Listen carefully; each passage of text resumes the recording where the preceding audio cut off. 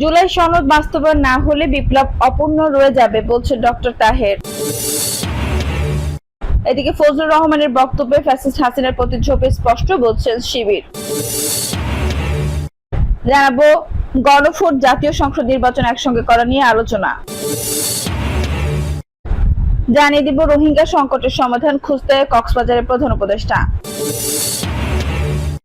এবং সর্বশেষ জানাবো নির্বাচন এলে দেশপ্রেমী সাজে, ক্ষমতায় গেলে দুর্নীতিতে দেশকে চ্যাম্পিয়ন বানাই বলছেন চরমনাই পীর। দর্শক শুনছিলেন সংবাদ শিরোনাম, এখন বিস্তারিত। জুলাই সনদ বাস্তবায়ন না হলে বিপ্লব অপূর্ণ রয়ে যাবে বলছেন ডক্টর তাহের। বাংলাদেশ জামায়াতে ইসলামীর নায়েবে আমির ও সাবেক সংসদ সদস্য ডক্টর সৈয়দ আব্দুল্লাহ মোহাম্মদ তাহের বলেছেন, জুলাই সনদ বাস্তবায়ন না হলে বিপ্লব অপূর্ণ রয়ে যাবে। দেশের ৭১% মানুষ পিআর পদ্ধতিতে নির্বাচন চায়। সংস্কারবিহীন নির্বাচন হলে আবারও ফ্যাসিবাদ জন্ম নেবে। যারা আওয়ামী লীগ আমলের মতো স্বৈরাচার ফিরিয়ে আনতে চায় তারা এই সংস্কার ছাড়া নির্বাচন চায়। তিনি আরো বলেন, জুলাই বিপ্লবের পর যাদের জনগণ ক্ষমতায় বসিয়েছে তারাও আজ ফ্যাসিবাদের সাথে আপোষ করছে। এই বাস্তবতায় অবাধ, সুষ্ঠু, নিরপেক্ষ, অংশগ্রহণমূলক নির্বাচন নিশ্চিত করতে হলে পিআর পদ্ধতি চালু করতে হবে। রোববার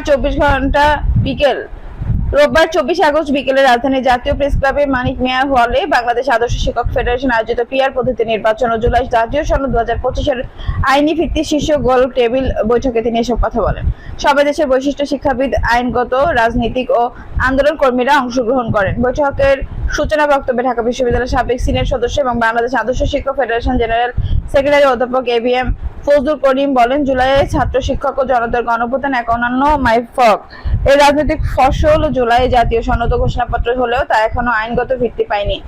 এটি নিশ্চিত করতে না পারলে বিপ্লবের অর্জন কাগজেই সীমাবদ্ধ থাকবে। বিশেষ অতিথির বক্তব্যে গণপরিষদের কেন্দ্রীয় সভাপতি নুরুল হক নূর বলেন, এই গণ অভ্যুত্থানের অর্জনকে সাংবিধানিক স্বীকৃতি না দিলে ভবিষ্যতে স্বৈরশাসনের পুনরাবৃত্তি হতে পারে। জনগণের স্বার্থে একটি অন্তর্বর্তীকালীন সরকার গঠনের মাধ্যমে পিআর পদ্ধতি নির্বাচন নিশ্চিত করা জরুরি। সভায় সভাপতি অধ্যাপক ডক্টর এম কোরবান আলী বলেন, পিআর পদ্ধতি শুধু একটি নির্বাচন পদ্ধতি নয়, এটি একটি গণতান্ত্রিক সংস্কৃতির সূচনা। আমাদের দেশের রাজনৈতিক কাঠামো ও প্রশাসনিক দুর্বলতা দূর করতে হলে এই সংস্কার এখনো সময়ের দাবি। অনুষ্ঠানে আরো উপস্থিত ছিলেন অধ্যক্ষ মোহাম্মদ সিরাজুল ইসলাম, জিএম আলাউদ্দিন, অধ্যক্ষ ডক্টর মোহাম্মদ শাখাত হোসাইন, অধ্যাপক Nur Nabi Manik, professor doctor Abul Kalam Patwari, professor doctor Umar Ali, doctor Nazrul Islam, barrister Belayet Hossain, মানবাধিকার নেতা ডক্টর গোলাম রহমান, বুয়া পটুয়াখালী বিজ্ঞান ও প্রযুক্তি বিশ্ববিদ্যালয়ের সাবেক VC professor doctor Abdul Latif Masum, অধ্যক্ষ আবুল কালাম আজাদ এবং অন্যান্য শিক্ষক, নাগরিক সমাজের প্রতিনিধিরা। ফজলুর রহমানের বক্তব্যে ফ্যাসিস্ট হাসিনার প্রতিচ্ছবি স্পষ্ট বলছেন শিবির। বিএনপি চেয়ারপারসনের উপদেষ্টা ও নিষিদ্ধ ছাত্রলীগের সাবেক কেন্দ্রীয় সভাপতি ফজলুর রহমান কর্তৃক জুলাই আন্দোলনকারীদের কালো শক্তি বা মন্তব্যের তীব্র নিন্দা ও প্রতিবাদ জানিয়েছে বাংলাদেশ ইসলামী ছাত্র শিবির। ছাত্র শিবির বলছে, সাবেক ছাত্রলীগ নেতা ফজলুর রহমান দীর্ঘদিন ধরে আওয়ামী লীগ বয়ান প্রচার করে যাচ্ছেন, অভ্যুত্থানকে অপশক্তি ষড়যন্ত্র বলেও ফ্রেমিং করছেন। ফজলুর রহমানের বক্তব্যে ফ্যাসিস্ট হাসিনার প্রতিচ্ছবি স্পষ্ট। রোববার এক যৌথ প্রতিবাদ বার্তায় সংগঠনের কেন্দ্রীয় সভাপতি জাহিদুল ইসলাম ও সেক্রেটারি জেনারেল নুরুল ইসলাম সাদ্দাম এই নিন্দা জানান। বিবৃতিতে নেতৃত্ববৃন্দ বলেন, জুলাই অভ্যুত্থান ছিল ফ্যাসিবাদী শাসন ব্যবস্থার বিরুদ্ধে ছাত্র জনতার ঐক্যবদ্ধ সংগ্রাম, সহস্রাধিক মানুষ জীবন, হাজার হাজার মুক্তিকামী জনতার রক্ত ও ত্যাগের বিনিময়ে 2024 সালে 5 আগস্ট দীর্ঘ 16 বছরের স্বৈরশাসন থেকে দেশবাসী আজাদী লাভ করে। অথচ জাতিকে নতুন বাংলাদেশ উপহার দেওয়া সেই ঐক্যবদ্ধ শক্তিকে কালো শক্তি আখ্যায়িত করে প্রকারান্ত জুলাই অভ্যুত্থানকে প্রশ্নবিদ্ধ করা হয়েছে। আমরা তার এক ধৃষ্টতার পূর্ণ বক্তব্যের তীব্র নিন্দা প্রতিবাদ জানাই। শিবির নেতৃত্ববৃন্দ বলেন, আমরা গভীর উদ্বেগের সঙ্গে লক্ষ্য করছি, সাবেক ছাত্রলীগ নেতা ফজলুর রহমান দীর্ঘদিন ধরে আওয়ামী লীগ বয়ান প্রচার করে যাচ্ছেন, অভ্যুত্থানকে অপশক্তি ষড়যন্ত্র বলে ফ্রেমিং করছেন। এমনকি অভ্যুত্থানের নেতৃত্বাধীন ক্রমাগতভাবে রাজাকারদের বাচ্চা বলে তীব্র কটাক্ষ করে যাচ্ছেন। শুধু তাই নয়, ফ্যাসিবাদের প্রতীক আওয়ামী লীগ মুজিবাদ ফিরিয়ে আনার প্রয়াসে নানা ভঙ্গিমায় তিনি মুজিব বন্দনাও করে যাচ্ছেন এবং অযাচিতভাবে মুক্তিযুদ্ধকে জুলাইয়ের মুখোমুখি দাঁড় করানোর ষড়যন্ত্র চালিয়ে যাচ্ছেন। তিনি একটি দলের প্রধানের উপদেষ্টা পদে থেকে ধারাবাহিকতা এমন মন্তব্য দেওয়া হলেও তার বিরুদ্ধে দলীয় কোনো ব্যবস্থা নেওয়া হয়নি, বরং তাকে প্রশ্রয় দেওয়া হতো। নেতৃত্ববৃন্দ আরো বলেন, ফজলুর রহমান বক্তব্যে ফ্যাসিস্ট হাসিনার প্রতিচ্ছবি স্পষ্ট। তিনি জুলাই যোদ্ধাদের তুচ্ছতাচ্ছিল্য করে এবং অভ্যুত্থানের মুক্তি শক্তিগুলোর মধ্যে বিভাজন সৃষ্টির মাধ্যমে আসলে জুলাই গণহত্যাকে বৈধতা দেওয়ার অপপ্রচেষ্টা চালাচ্ছেন। এমন অবস্থায় জনমনের প্রশ্ন দেখা দিয়েছে, আওয়ামী লীগ প্রেমী ফজলুর রহমান গণদের লালন পালনকারী দল রাষ্ট্র ক্ষমতা পেলে জুলাই শহীদ যোদ্ধাদেরই কি উল্টো বিচারের মুখোমুখি হবেন? নেতৃত্ববৃন্দ উদ্বেগ নিয়েছেন, বলেন, শহীদদের রক্তের উপর প্রতিষ্ঠিত সরকার ক্ষমতায় থাকলেও গণহত্যাকারী আওয়ামী লীগের মতো করেই জুলাই আন্দোলনকে নিয়ে কটূক্তিকারীদের প্রশ্রয় দেওয়া হচ্ছে, যা জুলাইয়ের শহীদদের সঙ্গে বিশ্বাসঘাতকতা শামিল। আমরা অবিলম্বে ফজলুর রহমানকে আইনের আওতায় এনে কঠোর শাস্তির প্রয়োগের জোর দাবি জানাচ্ছি। পাশাপাশি দলীয়ভাবে তার কর্মকাণ্ড জবাবদিহিতার আওতায় এনে সর্বোচ্চ সাংগঠনিক শাস্তি আরোপ করতে বিএনপি নেতৃত্ববৃন্দের প্রতি আহ্বান জানাচ্ছি। অন্যথায় জুলাই অভ্যুত্থানের সংঘবদ্ধ শক্তিরা এই যথোপযুক্ত জবাব দিতে বাধ্য হবে। গণভোট, জাতীয় সংসদ নির্বাচন একসঙ্গে করা নিয়ে আলোচনা।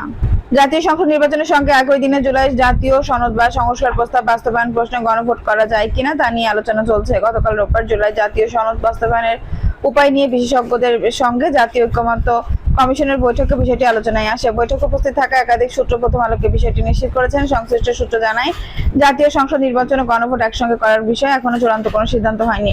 এটা সুবিধা অসুবিধা গণভোট কোনো বিষয় থাকতে পারে, এগুলো নিয়ে বিশেষজ্ঞদের সঙ্গে আরো আলোচনা হবে। আরো কয়েকটি বিকল্প পদ্ধতিতে আলোচনা আছে। বিশেষজ্ঞদের সঙ্গে আলোচনা শেষে রাজনৈতিক দলগুলো আলোচনার মাধ্যমে জুলাই সনদের বাস্তবায়ন পদ্ধতি নির্ধারণ করা হবে। অন্যদিকে সংবিধান সম্পর্কিত নয়, সরকার চাইলে এখনই বাস্তবায়ন করতে পারে এমন সংস্কার প্রস্তাবগুলো চিহ্নিত করা হচ্ছে। সরকার দ্রুততার সঙ্গে এগুলো বাস্তবায়ন পদক্ষেপ নেবে। এগুলো নিয়ে তৈরি করা হচ্ছে জুলাই জাতীয় সনদ। তবে এই সনদ তথা সংস্কার প্রস্তাবগুলোর বাস্তবায়ন পদ্ধতি কি হবে তা নিয়ে বিএনপি, জামায়াত ইসলামী ও জাতীয় নাগরিক পার্টির মধ্যে মতভিন্নতা আছে। রাজনৈতিক দলগুলোর সঙ্গে জাতীয় ঐকমত্য কমিশনের 2 পর্বের আলোচনায় 84টি সংস্কার প্রস্তাবে ঐকমত্য সিদ্ধান্ত হয়। এগুলো নিয়ে তৈরি করা হচ্ছে জুলাই জাতীয় সনদ। তবে এই সনদ তথা সংস্কার প্রস্তাবগুলোর বাস্তবায়ন পদ্ধতি কি হবে তা নিয়ে বিএনপি, জামায়াত ইসলামী ও জাতীয় নাগরিক পার্টির মধ্যে মতভিন্নতা আছে। রোহিঙ্গা সংকটের সমাধান খুঁজতে কক্সবাজারের প্রধান উপদেষ্টা। রোহিঙ্গা সংকট সমাধানের পথ খুঁজতে 3 দিনের আন্তর্জাতিক সম্মেলনে অংশ নিতে কক্সবাজারে পৌঁছেছেন অন্তর্বর্তী সরকার প্রধান উপদেষ্টা প্রফেসর ডক্টর মোহাম্মদ ইউনূস। সোমবার 25 আগস্ট সকাল 10টার দিকে তিনি কক্সবাজার আন্তর্জাতিক বিমানবন্দরে আসেন। বেলা 11টায় প্রধান উপদেষ্টা সম্মেলনে বক্তব্য দেওয়ার কথা রয়েছে। এর আগে রোববার উখিয়া ইনানির হোটেল বেওয়াচে শুরু হয়েছে takeaway to the high level conference on the Rohingya situation শীর্ষক এই সম্মেলন 3 দিনের। এই আয়োজন যৌথভাবে করছে পররাষ্ট্র মন্ত্রণালয় ও রোহিঙ্গা বিষয়ক হাই রিপ্রেজেন্টেটিভের দপ্তর। প্রথম দিনে বিদেশি অংশীজনদের সঙ্গে সরাসরি মত বিনিময় করেছেন রোহিঙ্গা প্রতিনিধিরা। এতে অংশ নিয়েছেন 40টি দেশের প্রতিনিধি, জাতিসংঘ এবং রোহিঙ্গা ইস্যুতে কাজ করা বিভিন্ন সংস্কার কর্মকর্তা। সম্মেলন রোহিঙ্গাদের মিয়ানমারের প্রত্যাবাসনের কার্যকর পথ খুঁজে বের করা ছাড়াও আন্তর্জাতিক তহবিল, গণহত্যার বিচার, খাদ্য সহায়তা ও রোহিঙ্গাদের মনোবল বৃদ্ধির মতো গুরুত্বপূর্ণ ইস্যুতে জোর দেওয়া হচ্ছে।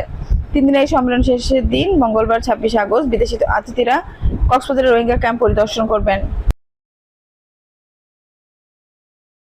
দর্শক, এই ছিল এখনকার সর্বশেষ সংবাদ। নিউজটি ভালো লাগলে অবশ্যই একটা লাইক দিন, কমেন্ট আপনার মূল্যবান মতামত জানান। সবসময় আমাদের পাশে থাকতে সাবস্ক্রাইব করে বেল বাটনটি অন করে রাখুন। ধন্যবাদ।